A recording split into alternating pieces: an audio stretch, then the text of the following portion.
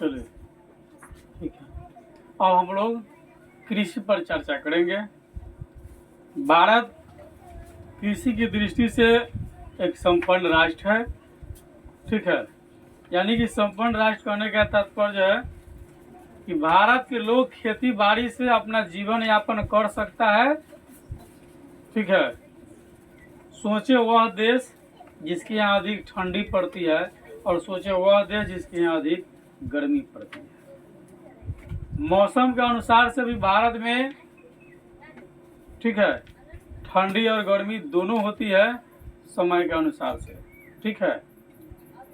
क्योंकि ऋतु की अगर बात करें तो भारत में मूल रूप से 6 प्रकार की ऋतुएं पाई जाती है। भारत अगर प्राकृतिक दृष्टि से भी सोचिएगा तो संपन्न देश है, यहाँ किसी चीज की कमी नहीं है। तो कृषि के दृष्टि से भी भारत क्या है, एक संपन्न राष्ट्र है। यहाँ के लोग अगर चाहे हम दूसरे पर निर्भर नहीं रहे किसी चीज के लिए और अपना जीवन यापन खुद कर ले तो लोग कर सकता है। भूखो तो नहीं मरेगा खैर हर हाल में, चाहे जो भी स्थिति हो जाए, ठीक है। तो कृषि के दृष्टि से भारत क्या है, संपन्न राष्ट्र है, ठीक है। इसमें कोई दो मत नहीं है कि भारत कृषि के दृष्टि से संपन्न राष्ट्र नहीं है, ठीक है। यहाँ अलग अलग प्रकार की जो है मिट्टी पाई जाती है, ठीक है। यानी कि विभिन्न प्रकार के उपजाऊ मिट्टी है भारत में। यहाँ जो है विभिन्न प्रकार के उपजाऊ मिट्टी जो है पाई जाती है और जिस पर विभिन्न प्रकार के फसलें उगाई जाती भी है मिट्टी के अनुसार से, ठीक है। सालों भर पर्याप्त तापमान के कारण फसलों के लिए लंबा वर्धन काल मिलता है। सालों भर जो है क्या है, तापमान जो है निरंतर जो है ठंडी गर्मी इत्यादि जो है लंबा लंबा समय रहता है।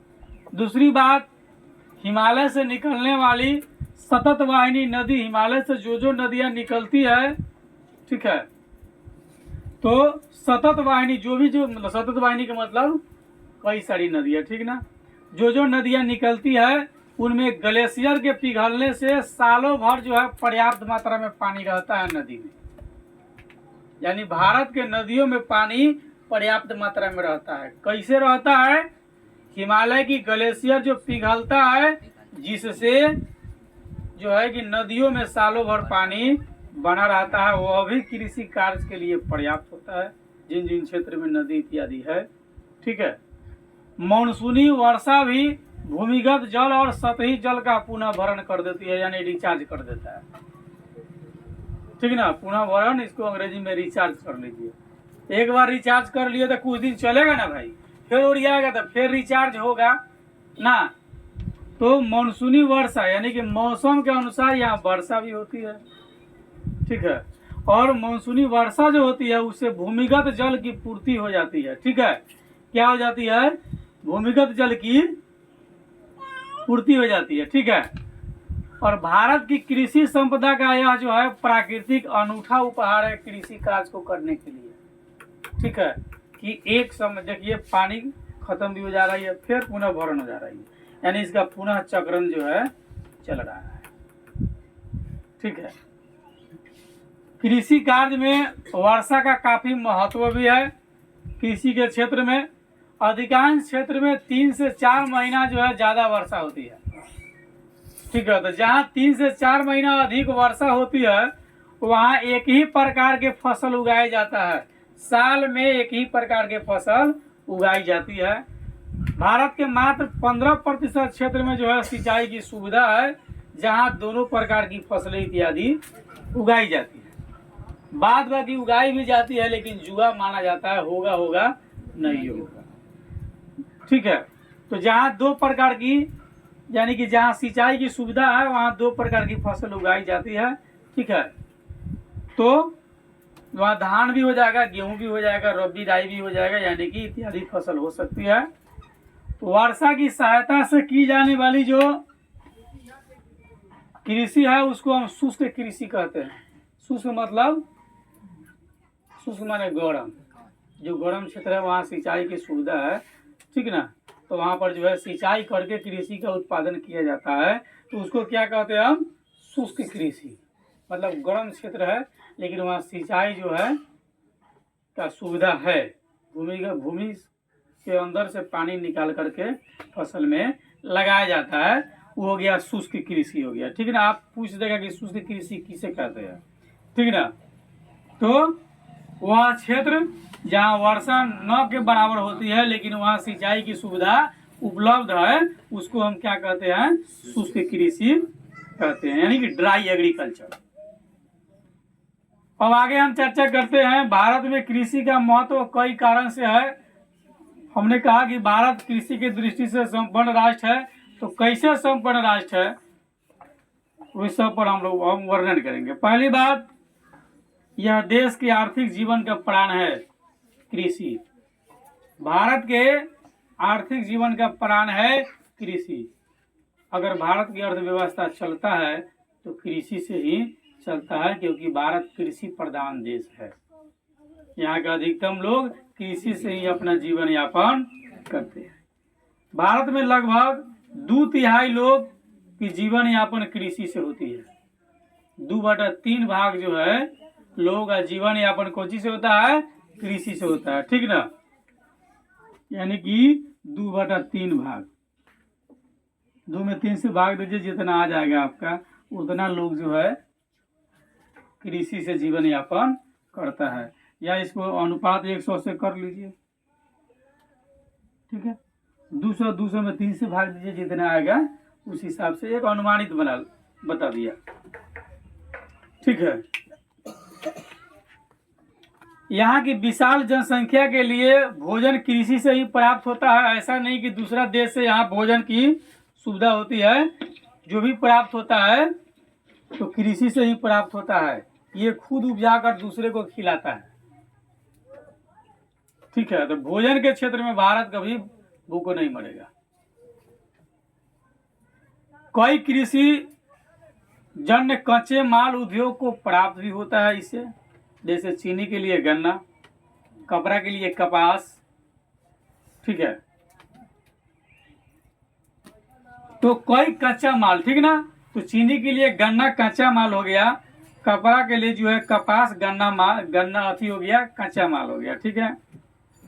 जूट उद्योग और अन्य कृषि उत्पादन जो है के लिए जो है कि भारत कृषि से कच्चे माल का उत्पादन करता है।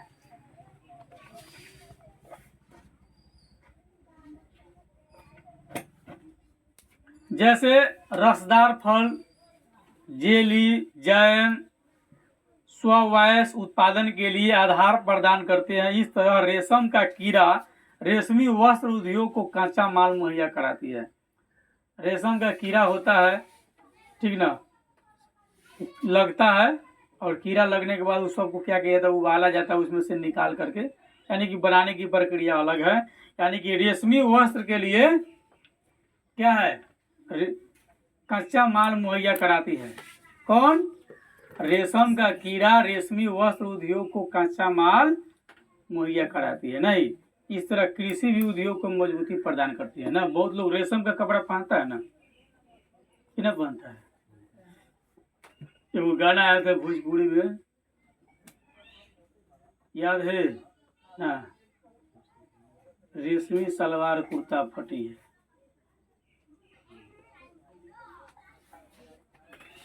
वो नहीं सुने हुई होगा, पता नहीं कौन दुनिया के आप लोग बादशाह है।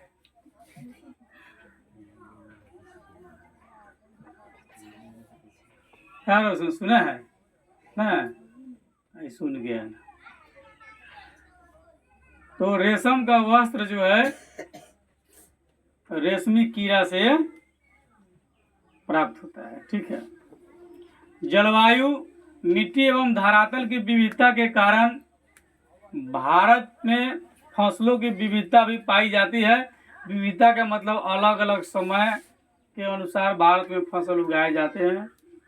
कई फसलों में भारत को विश्व में महत्वपूर्ण स्थान भी है, यानी दुनिया में सबसे बढ़िया उत्पादन भी करता है। चाय, गन्ना, मोटे अनाज और कुछ तिलहन के उत्पादन में भारत विश्व में अग्रणी है, सबसे आगे है। चाय के उत्पादन में अग्रणी है, गन्ना के उत्पादन में अग्रणी है, मोटे अनाज के उत्पादन में अग्रणी है, और कुछ तिलहन पौधा जो है उसके उत्पादन में भारत सबसे आगे है। चावल, जूट, तंबाकू, गेहूं, कपास इत्यादि के उत्पादन में इसका स्थान चौथा है। भारत चावल के उत्पादन में चौथा स्थान रखता है, जूट के उत्पादन में चौथा स्थान रखता है, तंबाकू उत्पादन में चौथा स्थान रखता है, गेहूं उत्पादन में चौथा स्थान रखता है, कपास के उत्पादन में भारत जो है चौथा स्थान रखता है। पूछ रहे कि भारत गेहूं उत्पादन में कौन सा स्थान रखता है? चौथा स्थान रखता है। चावल उत्पादन में भारत कौन सा स्थान रखता है? चौथा स्थान रखता है। तंबाकू उत्पादन में कौन सा स्थान रखता है? चौथा स्थान रखता है। राष्ट्रीय आय में भारतीय कृषि का मुख्य योगदान है, और राष्ट्र की आय में भी भारत के कृषि का बहुत अच्छा योगदान है। देश की 24% आय जो है कृषि से ही होती है। भारत की राष्ट्रीय आय की 24% जो है आय कृषि से होती है। यानी भारत की कृषि की आय जो है राष्ट्रीय आय में कितना है? 24%। यो पूछ देगा ऑब्जेक्टिव कि भारत की कृषि की आय राष्ट्रीय आय की कितना है, तो 24% आपको कहना पड़ेगा। कृषि का आंतरिक और अंतर्राष्ट्रीय व्यापार में भी महत्वपूर्ण भूमिका है, और आंतरिक व्यापार से रेल की आय और विदेशी व्यापार से तट की टैक्स यानी कि कर की आय भी बढ़ती है। आंतरिक एक दूसरे से जब हम व्यापार करते हैं, ठीक है, तो उसे रेल की आय और विदेशी व्यापार से जो होता है तो आसपास का जो टैक्स जो मिलता है उससे भी देश की आय बढ़ती है। हम संक्षेप में कहें तो कृषि का मुख्य उद्देश्य क्या है?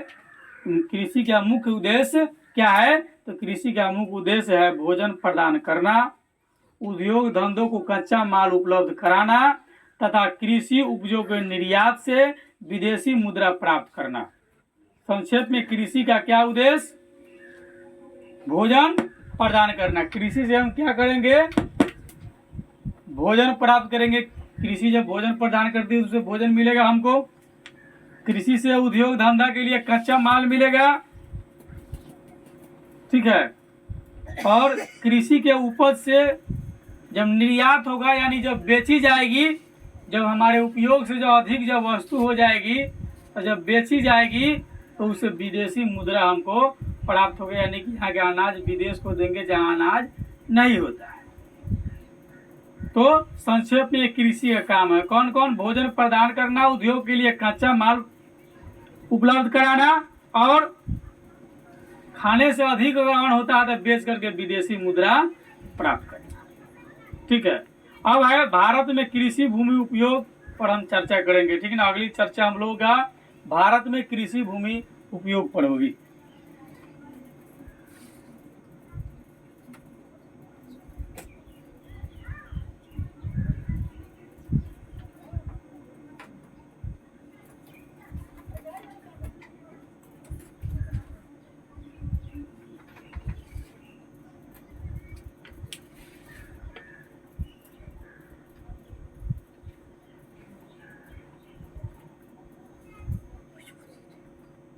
कृषि पर आश्रित लोगों के लिए भूमि अत्यंत महत्वपूर्ण संसाधन है।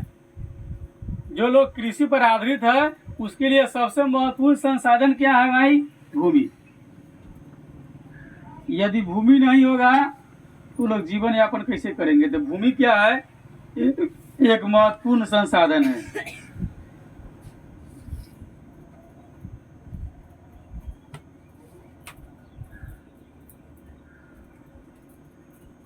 भूमि एक महत्वपूर्ण संसाधन है। किसके लिए? जो लोग कृषि से ही अपना जीवन यापन करते हैं। तो भारत के तो अधिकतम लोग कृषि से ही अपना जीवन यापन करते हैं, तो भारत के लिए भूमि क्या है? एक महत्वपूर्ण संसाधन है, और अधिकतम भारत के लोग भूमि को माता के समान मानते हैं। नहीं, भूमि को माता के समान दर्जा इसलिए देते हैं कि उसी से उसका पालन पोषण होता है, दूसरा उसके पास कोई आधार नहीं है। और पालन पोषण करने वाली को माता का दर्जा दिया जाता है। जिसने आपका पालन पोषण किया वो आपकी माता है, ठीक ना। तो जिस माँ की आप दूध से इतना बड़े हुए, जिसके माँ बाप के परिश्रम से आप इतने बड़े हुए, उस माँ बाप को भी बड़ा करने में भूमि का बड़ा बेहद योगदान रहा, ठीक है ना। अगर भूमि ना हो तो वो लोग भी नहीं रहते। तब ना मोदी जी कहता सौगंध हमें इस मिट्टी की, देश नहीं हम झुकने देंगे और देश नहीं हम बिकने देंगे। क्योंकि क्या ये हमारी मातृभूमि है। कहते ना भारत हमारी मातृभूमि है, यानी कि यह हमारी माता की समान भूमि है भारत। क्यों? क्योंकि यह हमारी पालन हार है, इसी से हमारी जीवन चलता है, इसी के वजह से हम जिंदा है। क्योंकि भारत के अधिकतम लोग कृषि से अपना जीवन यापन करते हैं, और कृषि कार्य करने वाले लोगों के लिए जो है भूमि क्या है, महत्वपूर्ण संसाधन है। इसके बगैर उसका जीवन असफल है। भूमि नहीं रहेगा फसल कहाँ उगाइएगा, भूमि नहीं रहेगा मकान कहाँ बनाइएगा, भूमि नहीं रहेगा विभिन्न प्रकार के क्रियाकलाप जो करते हो कहाँ कीजिएगा, सब तो भूमि पर है। इसलिए भूमि सबसे महत्वपूर्ण संसाधन है, ठीक है।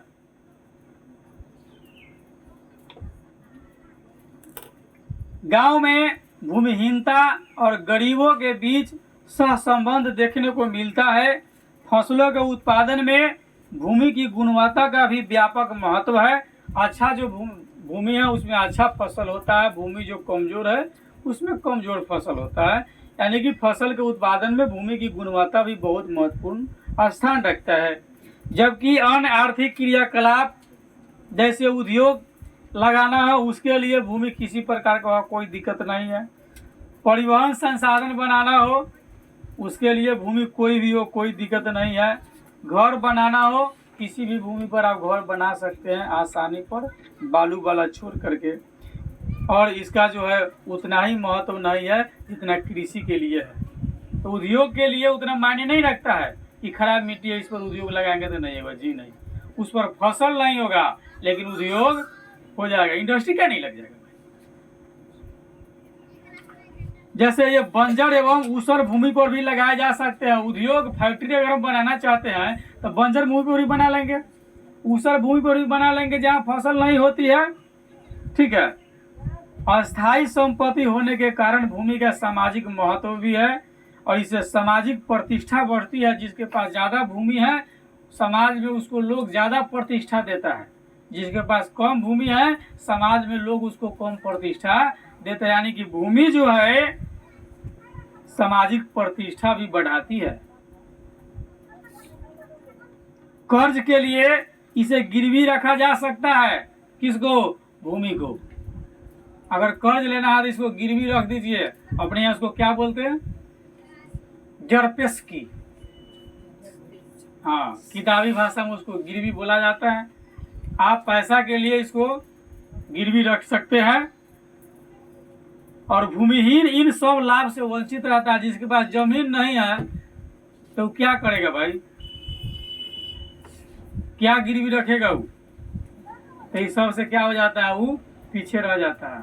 हम लोग इकोनॉमिक्स में देखे थे कि गरीबी ही गरीबी को जन्म देती है,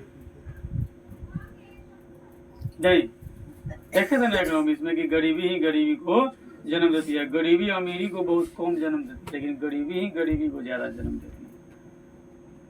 तो जो भूमि वाला लोग है पैसा की जरूरत पड़ेगी तो भूमि जमीन गिरवी रख के ले लेगा, लेकिन जो लोग जिसके पास गरीब जमीन नहीं है, जो गरीब है, वो लोग इससे वंचित रह जाएंगे। जब पैसा नहीं होगी तो क्या गिरवी रखेंगे, कोनो पैसा देगा नहीं उसको। इसके लिए उसके बहुत सारी कार्य जो है रुक जाएगी। कृषि योग्य भूमि में 4 तरह की भूमि सम्मिलित की जाती है। कृषि योग्य भूमि कितने प्रकार के होते हैं, 4 प्रकार के होते हैं। नंबर 1 शुद्ध बोया गया क्षेत्र, नंबर 2 चालू प्रति भूमि, नंबर 3 अन्य प्रति मान लीजिए, नंबर 4 कृषि योग्य व्यर्थ भूमि। एक वह भूमि जिसमें खेती बाड़ी होती है, दूसरा चालू प्रति भूमि आवागमन होती है और पड़ती है, तीसरा है अन्य प्रति जिस पर कोई कभी नहीं जाता है लेकिन पड़ती है, चौथा कृषि योग्य व्यर्थ भूमि, खेत तो है कृषि कार्य के लिए लेकिन लोग उस पर कृषि नहीं कर पाता, इसलिए वह हो गया कृषि योग्य प्रति भूमि। ठीक है, जनसंख्या के वृद्धि के कारण जो है कृषि योग्य भूमि पर काफी दबाव बढ़ गया, जनसंख्या भी बहुत तेजी से बढ़ रही है। ठीक है, तो इसका दबाव किस पर बढ़ गया? कृषि योग्य भूमि पर, और इसका गैर कृषि कार्य में लगा उपयोग बढ़ता जा रहा है। ऐसी परिस्थिति में कृषि में उत्पादन दो ही रूप में बढ़ाया जा सकता है। पहला, प्रति हेक्टेयर उपज में वृद्धि अगर 2 कुंटल हो रहा है उसको 3 कुंटल 4 कुंटल करेंगे तब। लेकिन कब तक करेंगे? फिर तो जनसंख्या बढ़ेगा अंधाधुंध। जनसंख्या बढ़ने के लिए आंख खोलने की जरूरत है, सोच बदलने की जरूरत है। जनसंख्या तो आंखों बंद करके बढ़ जाएगा। क्या बोला जी? दूसरा है उधर का, इधर आओ। दूसरा, एक ही कृषि वर्ष में एक ही भूमि में एक से अधिक फसलों को उगाकर कुल उत्पादन में वृद्धि करना। तो हम 2 तरह से कृषि के उत्पादन में वृद्धि कर सकते हैं। पहला, प्रति हेक्टेयर उपज में वृद्धि करके। दूसरा, एक ही कृषि वर्ष में, यानी कि खेती बाड़ी का जो समय होता है जैसे एक बार में, तो एक ही बार में 2 गो फसल अगर उगा लेते हैं हम, ठीक है, तो कुछ वृद्धि हो गया, तो 2 तरह से वृद्धि कर सकते हैं। तो एक ही बार में एक से अधिक फसल उगाने की प्रक्रिया को शस्य गहनता कृषि कहते हैं, शस्य कृषि कहते हैं। ठीक ना?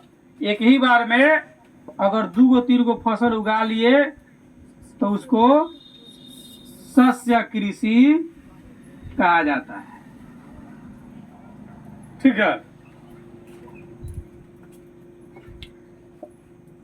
इसे उदाहरण मतलब कि इस उदाहरण से अच्छी तरह समझा जा सकता है कि जैसे आपके पास 2 हेक्टेयर भूमि है, एक कृषि वर्ष में तुम धान की फसल बोकर धान उपजाते हो, इसके बाद रबी के समय उसी में 2 हेक्टेयर में गेहूं बो करके उसकी फसल काटते हो।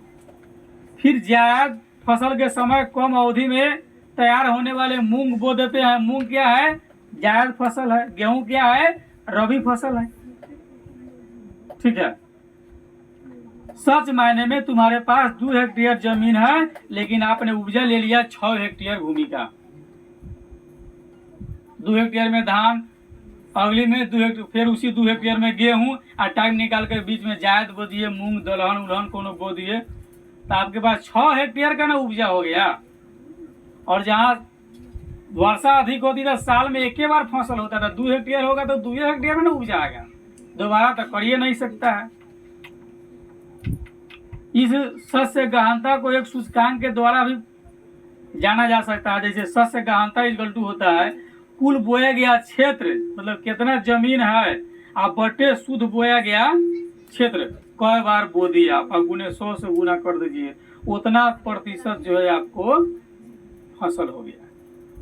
ठीक है, शस्य गहनता की दृष्टि से पंजाब भारत का अग्रणी राज्य है। यानी भारत का कौन सा राज्य है जो शस्य गहनता के क्षेत्र में सबसे प्रथम है, शस्य कृषि करता है, तो वह है आपको पंजाब। ठीक है, जहां एक ही साल में लगभग 2 से अधिक फसल एक ही खेत में उगाई जा सकती है।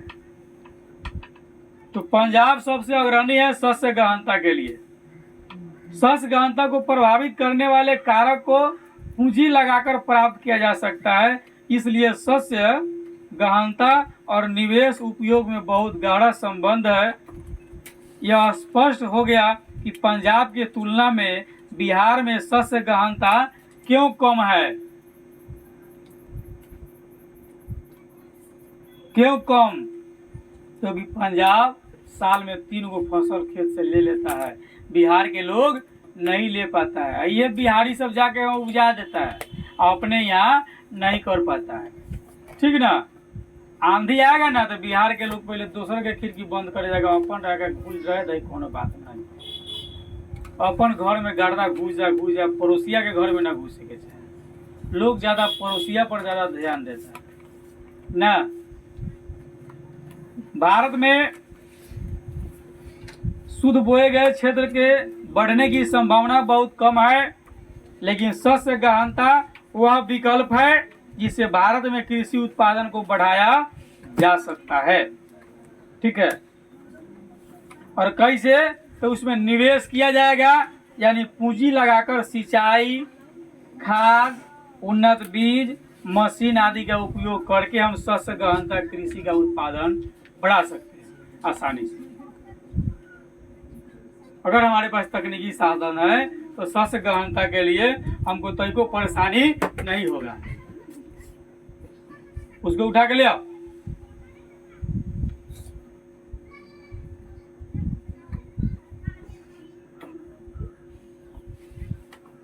शस्य गहनता को प्रभावित करने वाले कारक है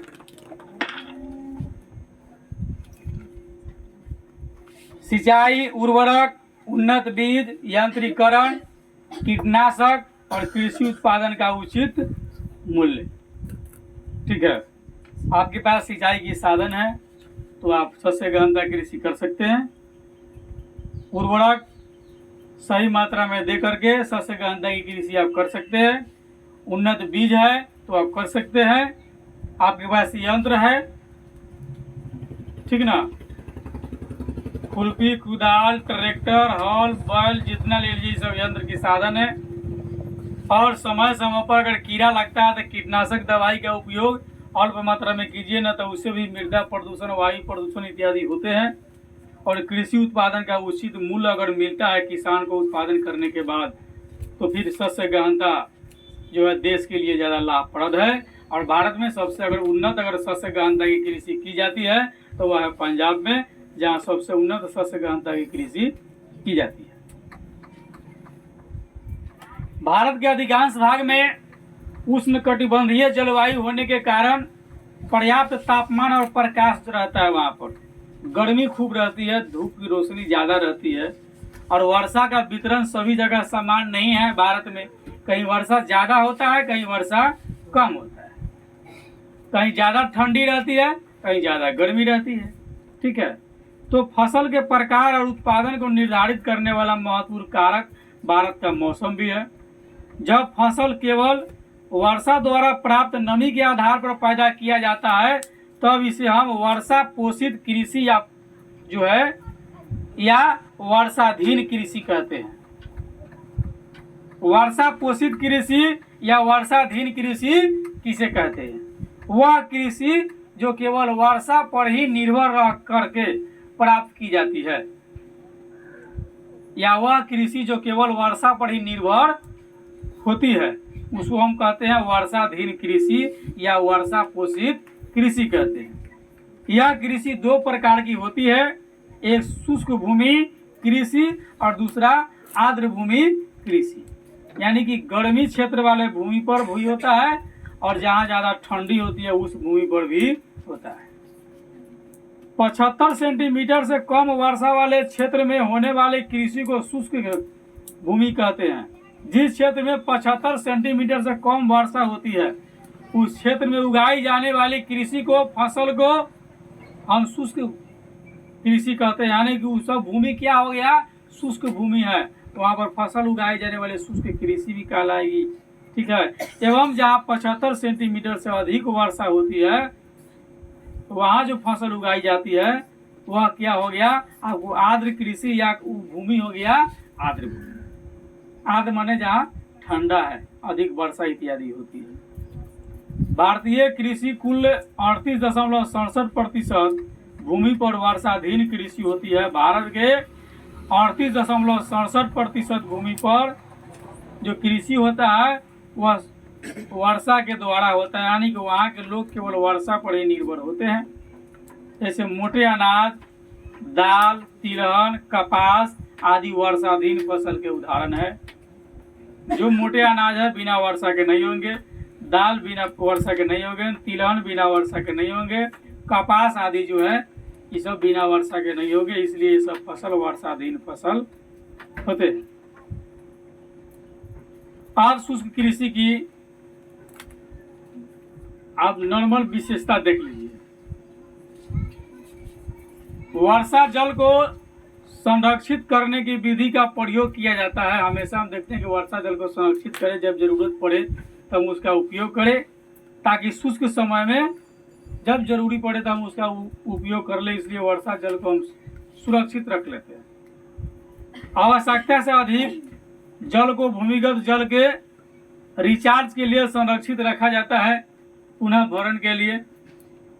जब अधिक वर्षा होती है, जल कहाँ जमा होता है? नदी, पोखरा, तालाब इत्यादि में, और आवश्यकता अनुसार फिर जो है कि जमीन में वह चला भी जाता है। शुष्कता के कारण यहाँ की मिट्टी में ह्यूमस की मात्रा बहुत कम होती है। जहाँ ज़्यादा गर्मी होती है वहाँ की मिट्टी में ह्यूमस की मात्रा कम होती है। जहाँ आर्द्रता होती है उस समय उस मिट्टी में जो है ह्यूमस की मात्रा ज़्यादा होती है। शुष्कता के कारण मिट्टी के ऊपरी परत का वायु द्वारा कटाव होता है, पूरा गर्दा रहेगा। तेज आंधी बहेगा तो ऊपरी जो है मिट्टी क्या हो जाएगा? हवा में धूल बन करके उड़ जाएगा। शुष्क भूमि कृषि अधिकांश जो है गरीब किसान करते हैं, जिसके पास उन्नत कृषि करने के लिए पूंजी और आवश्यक साधन का अभाव होता है, वही लोग शुष्क कृषि का उत्पादन करते हैं। कृषि के द्वारा जो है यह आय कम प्राप्त होता है शुष्क कृषि से, जिसकी क्षतिपूर्ति पशुपालन द्वारा की जाती है। मतलब खेती से लोगों का पूर्ति भी नहीं होता है, उसकी पूर्ति लोग पशु इत्यादि पोष पाल करके जो है करता है, नहीं तो नहीं हो पाएगा। अब जनसंख्या वृद्धि के दबाव के कारण यहाँ के चरागाह को जो है लोग खेत में धीरे धीरे बदलता जा रहा है। पहले बहुत बड़ी बड़ी देखते हैं अपना चारागाह मिलता, मतलब मवेशी चराने के लिए चौर, सरे, दियर, ठीक है। अब धीरे धीरे कृषि के लिए वो सब क्या हो गया? खत्म हो गए। आप अपने आसपास में देखिए, बहुत सारे किसी अमीर आदमी का बहुत बड़ा बड़ा बाग था, गाछ वृक्ष लगा हुआ था, उसमें दिन भर बच्चा सब खेलता था। अब धीरे धीरे वो सब क्या हो गया? खेत में बदल गया। इसी अनुसार से बहुत सारे चारागाह जो थे वह सब भी धीरे धीरे क्या हो गया? लोग खेत में बदल दिया। कारण है कि जनसंख्या इतनी बढ़ गई तो खेती करने के लिए जमीन कहाँ से आएगा? जमीन बढ़ थोड़ी रहा है, वो तो जितना है उतना ही रहेगा। भारत का क्षेत्रफल 32 कुछ लाख वर्ग किलोमीटर है, तो जितना है उतना ही रहेगा। आगे है, चूंकि गरीब किसान और शुष्क भूमि कृषि दोनों ही एक दूसरे से जुड़े हुए हैं, इसलिए गरीब किसानों के उत्थान के लिए सरकार कई योजनाएं बनाई, जिससे गरीब किसान को लाभ मिल सके। जैसे अभी तत्काल में 500 रुपये प्रति मासिक की दर से प्रत्येक किसान को दिया जाता है, प्रति माह 500 रुपये, ठीक ना। प्रति 4 माह पर जो है 2000 रुपये उसके अकाउंट में डाल दी जाती है, तो कुछ सहायता हुई। समन्वित ग्रामीण विकास कार्यक्रम, सूखा प्रबंधन क्षेत्र विकास कार्यक्रम कार्य और रोजगार के बदले अनाज कार्यक्रम, नरेगा आदि भी चलता है। सरकार गरीबों को जो लोग अन्न उपजाकर अपना जीवन यापन नहीं कर सकते हैं, जो कृषि से अपने बाल बच्चों को नहीं पोस सकते हैं, सरकार कहती है वैसे लोग भूखा नहीं मरे, वैसे लोगों के लिए सरकार ने एक राशन कार्ड योजना चलाई। आप राशन कार्ड बनवा लीजिए और सरकार जो है प्रति परिवार को उस राशन कार्ड के अनुसार जनसंख्या के हिसाब से राशन देगी। राशन कार्ड वैसे लोगों के लिए है जो अपने मेहनत की दम से अपने बाल बच्चे को 2 वक्त की रोटी नहीं खिला सकता है, एक सांस खाएगा तो दूसरे सांस के लिए झोंकेगा, उन लोगों के लिए क्या है? राशन कार्ड है। समाज में कुछ ऐसा लुटेरा लोग है जिसको रॉबर बोल लीजिए, रॉबर माने डाकू, ठीक ना। इतना अनाज होता है पर्याप्त मात्रा में, सब अनाज को क्या करेगा? वो बेच देगा। समाज में ऐसे ऐसे लोगों के पास में आपको राशन कार्ड मिलेगा जिसके पास में पर्याप्त आमदनी है, पर्याप्त कृषि से वो अन्न उपजा लेता है, फिर भी सरकार के सामने आलसी बनकर हाथ फैलाता है, कटोरा लेकर दे दो, जबरदस्ती राशन कार्ड बनवाता है। एक बार रिजेक्ट होता है, 2 बार 3 बार। आप नजर उठा करके देखेंगे तो मुश्किल से 20% ही वैसे लोग होंगे जिसको राशन कार्ड होना चाहिए। 80% वैसे लोग राशन कार्ड बनवा करके पड़े हुए हैं, ठीक है, जो सरकार के आंख में जो है धूल झोंकने का काम कर रहे हैं। 80% लोग राशन के लायक नहीं है। सरकार राशन किसको दे रही है? जिसके पास में पर्याप्त जमीन नहीं है, नंबर 1 बात। दूसरी बात, वह अपने बाजू के दम से अपने बाल बच्चा और परिवार को 2 वक्त की रोटी नहीं खिला सकता है। वैसे लोगों के लिए, यानी कि गरीब तब क्षेत्र के लोगों के लिए राशन कार्ड बनवाया जाता है। लेकिन अब नजर उठाकर आप खुद देखिए कितने % लोग हैं, ठीक है, यहाँ तो तल्ला पर 2 तल्ला है, उसके नाम से भी राशन कार्ड चल रहा है। क्या 2 तल्ला घर वाले जिसके पास अपने खुद पावर है बिल्डिंग बनाने की, राशन कार्ड बन जाएगा तो 1.5 लाख घरों बनावे लाएगा और सब दिन राशन मिलेगा। अरे भाई, आप किसको मूर्ख बना रहे हो? देश के बर्बाद करने में क्यों तुले हुए हो? वह राशन उसके लिए छोड़ो, इससे भी तो महंगाई बढ़ रही है। एक तरफ वह लोग सबसे पहले चिल्लाता है महंगाई बढ़ गया, महंगाई बढ़ गया। यह भी स्थिति है। सरकार यदि इस सब बात पर ध्यान दे तो हमको लगता है कि लगभग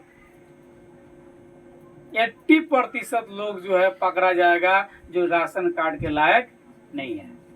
सब डोनेशन दे करके जो है राशन कार्ड बनवाया। क्यों?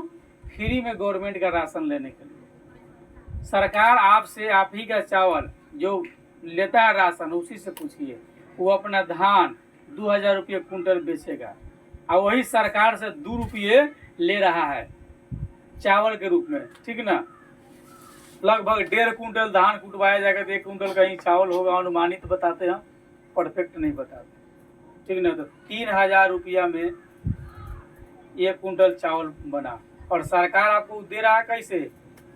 2 रुपये किलो से मतलब है 200 रुपया में। सरकार का 250 रुपया बजट कहाँ जाएगा भाई?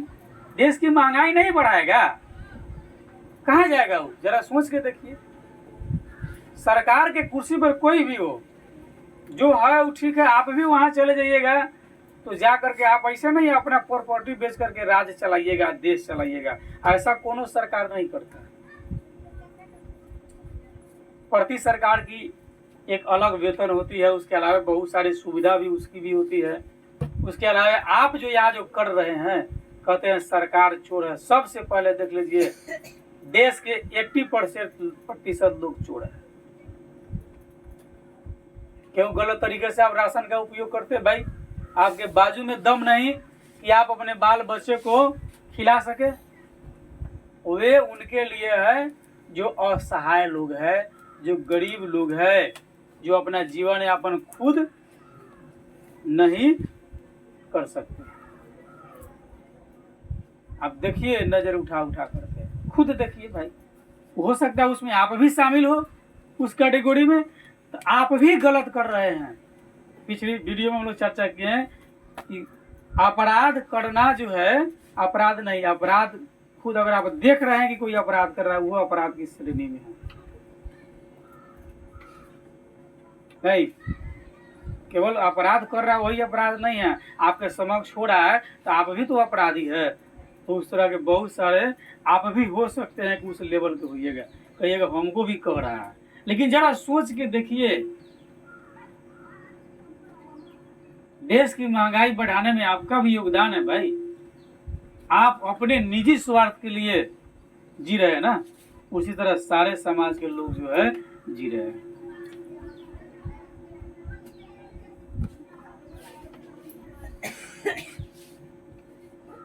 तो समन्वित ग्राम विकास कार्यक्रम, सूखा प्रबंधन क्षेत्र विकास कार्यक्रम और रोजगार के बदले अनाज कार्यक्रम, और ऐसे भी गरीबों को जो असहाय लोग हैं, आपको जो सरकार 2 रुपये जो प्रति किलो चावल गेहूं 2-3 रुपये जो देती है, सोचे हैं कहाँ से आता है? आप ही से खरीदा हुआ है ना भाई। तो आपसे खरीदा 2000, 2500 या 3000 जिस मापदंड से खरीदा, और फिर वो आप ही को दे रहा है 2 रुपये 3 रुपये, उसके जो पैसा जो बच रहा है 20 रुपये खरीद के और 2 रुपये दे रहा है, 18 रुपया प्रति केजी पैसा कौन दे रहा है जान रहे हैं आप? वो भी देश के लोगे का है, टैक्स के पैसा है वो। और सरकार उसकी क्षतिपूर्ति तो कहीं ना कहीं से करेगी भाई। तो एक तरफ कहता है महंगाई बढ़ गया, समाज के मध्यम वर्ग देश को आबाद और बर्बाद दोनों कर सकते हैं। शीघ्र तैयार होने वाली फसल का बीज तैयार किया जाए। हम लोग देख रहे थे शुष्क भूमि की क्या विशेषता है। कृषि की नई तकनीक का विकास करें, नया नया तरीका से खेती बाड़ी किया जाए। जल छीजन एवं संग्रहण की तकनीक का प्रचार प्रसार हो। पशुपालन एवं मुर्गी पालन के कृषि के पूरक अंग के रूप में विकसित किया जाए, ताकि उससे भी लोग अपना जीवन यापन कर ले। क्योंकि अब तो बहुत सारे लोग महीना में 30 दिन मांस मछली खा के जिंदा रह सकता है। कुटीर उद्योग एवं लघु उद्योग को धीरे धीरे विकसित किया जाए और अर्ध शुष्क उष्ण कटिबंधीय क्षेत्र के लिए अंतर्राष्ट्रीय फसल अनुसंधान संस्थान हैदराबाद और केंद्रीय शुष्क क्षेत्र अनुसंधान संस्था जोधपुर शुष्क भूमि और अन्य कृषि से संबंधित समस्या के निदान के लिए कार्य करती है। आपका उष्ण कटिबंधीय क्षेत्र के लिए एक संस्थान बनाई है, वह हैदराबाद है। गर्म प्रदेश के लिए और ठंडी प्रदेश के लिए जोधपुर में बनाया गया है। अगले दिन हम लोग की चर्चा होगी टाइप्स ऑफ एग्रीकल्चर, कृषि के प्रकार।